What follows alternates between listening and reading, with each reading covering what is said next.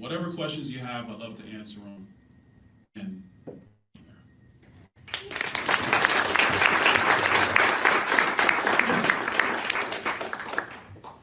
hello. There we go. All right. Questions? I was told to come back here first.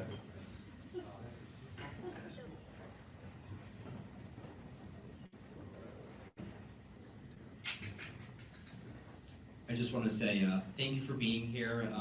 I may have a couple of questions. I'll just say one at a time because we came to see you, not me. I believe there was one of them I submitted. I'm going to try to recount it from memory, but apologies if it's not as coordinated as it could be.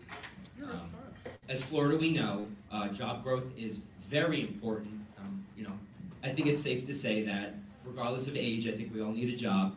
But another thing that's really important to the youth especially, but to every Floridian, is environmental protection and keeping Florida beautiful and maintaining what makes Florida so special. So under your leadership, what advice, insight do you have to promote and keep job growth, but also to make sure Florida is not only sustainable, but also beautiful and an example for the rest of the country? well, it's a great question. The first thing is, a lot of the work is being done right now. When I was in the legislature, we were funding Everglades restoration, Central Everglades restoration plans.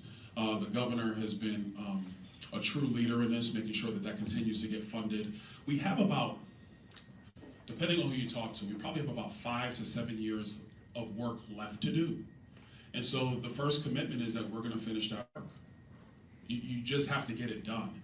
And the reason why is because if you have a healthy, and let's talk specific about South Florida, a healthy Lake Okeechobee actually allows for healthy discharges down the Caloosahatchee River and down the St. Lucie River on the other side of the state.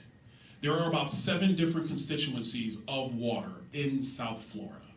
Southwest Florida is just one of those constituencies. You do have people that live around the lakes. There are some people who do live in the Glades. There are some ranches in the Glades. We have some people down there. You have the people who farm in the Everglades agricultural area.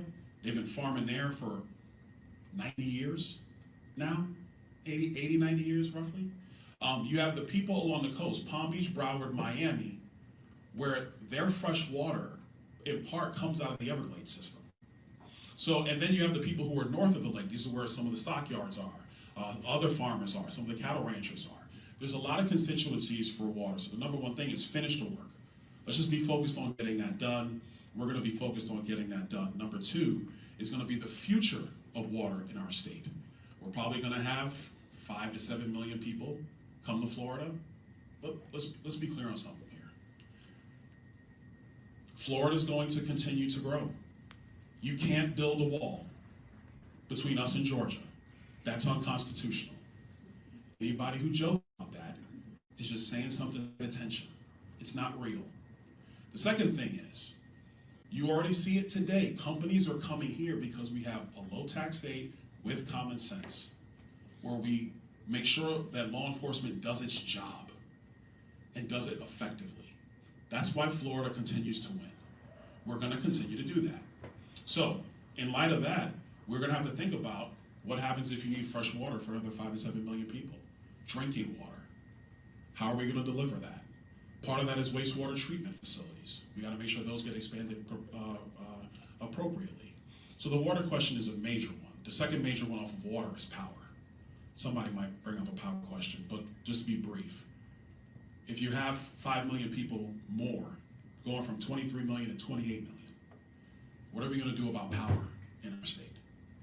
So I believe Florida should embrace small modular reactors, micronuclear reactors. We need another natural gas pipeline. We have to start looking at hydrogen power. Is it really possible and durable and safe? And can we add that to the grid? You see, these are the concrete ideas that we got to do.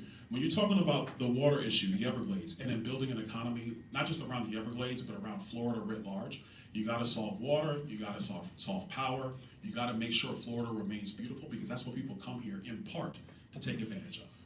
And so we're committed to all of those things, but it's not just a talking point. These are things that I've done when I was in the state legislature, things I've supported here at FGCU when we would sponsor appropriations from the federal government to support FGCU and its water school, because Florida's ecology is a part of Florida's future.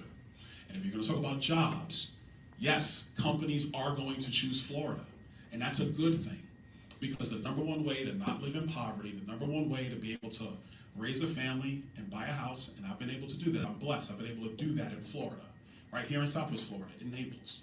But the way you do that is you have companies come here who have jobs, they want to hire kids, who then grow in their careers. Like I was a kid once too, you know. I'm 47 now. I was 23, 24 when I moved to Naples. I think 24. So this is how you do it. But it starts with water, it starts with our ecology, yes. We're also going to have to answer the power problem.